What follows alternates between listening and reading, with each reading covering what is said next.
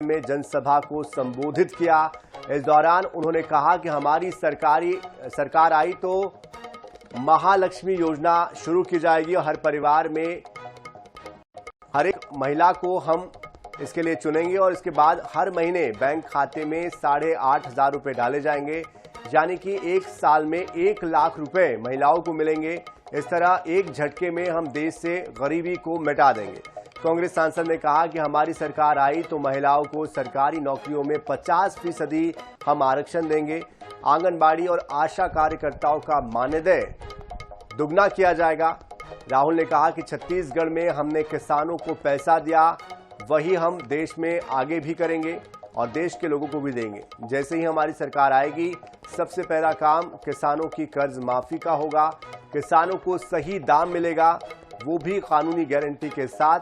कांग्रेस सांसद ने यह भी वादा किया कि अमीर घरों के बच्चे काम करने से पहले 1 साल की अप्रेंटिसशिप करते हैं और जिसके लिए उन्हें पैसा मिलता है। अब भी अप्रेंटिसशिप जो होती है उसको लेकर इसका अधिकार हम लाने जा रहे हैं और जिसके पास भी डिग्री होगी, जो बच्चे जो युवा पढ़े लिखे होंगे, जो डिग्रीधारी होंगे, डिप्लोमाधारी होंगे, हम उन्हें ये अप्रेंटिसशिप जो होती है उसका अधिकार देंगे। बेरोजगारी फैल रही है। किसी से भी पूछो, आप किसी भी प्रदेश में चले जाओ, सबसे बड़े मुद्दे कौन से हैं? सब लोग आपको कहेंगे बेरोजगारी, महंगाई, भागीदारी। बेरोजगारी, महंगाई, भागीदारी। कभी आपने मीडिया को बेरोजगारी की बात करते हुए देखा? कभी बोलते हैं बेरोजगारी के बारे में? कभी महंगाई के बारे में बोलते हैं? और राहुल गांधी की इस सभा को लेकर अधिक जानकारी देने के लिए हमारे साथ हमारे संवाददाता जीवानंद हल्दर भी जुड़ चुके हैं। जीवानंद जी, राहुल गांधी ने आज जमकर निशाना साधा है, क्या क्या बड़ी बातें उन्होंने कही थी? मंच पर कितने नेता, कौन कौन से नेता मौजूद थे? किस तरह से उनकी इस सभा को रिस्पांस मिला है?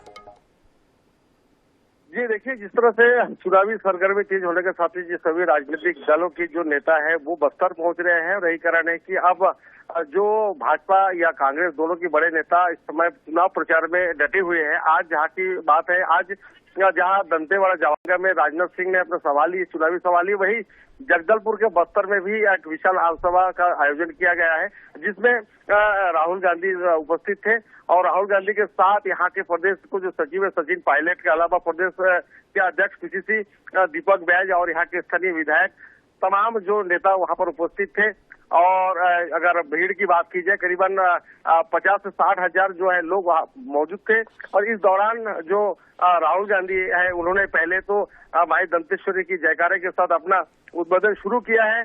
और इस दौरान उन्होंने कई 5 जो गारंटी वाली बात उन्होंने कहा है। उन्होंने साथ तो ये भी कहा है कि महिलाओं के सम्मान के लिए जो प्रति 1 साल में 1 लाख रुपए देने की बात कही है। साथ ही जो बेरोजगार है उन्हें एक विशेष ट्रेनिंग करा के उनको भी 1 लाख रुपया साल का देने की बात कही है। इस प्रकार करीब 5 और जो किसानों के जो अनाज है वो एमएसपी के दर पे खरीदा जाएगा और जो जीएसटी है उसे पूरी तरह से खत्म कर देंगे।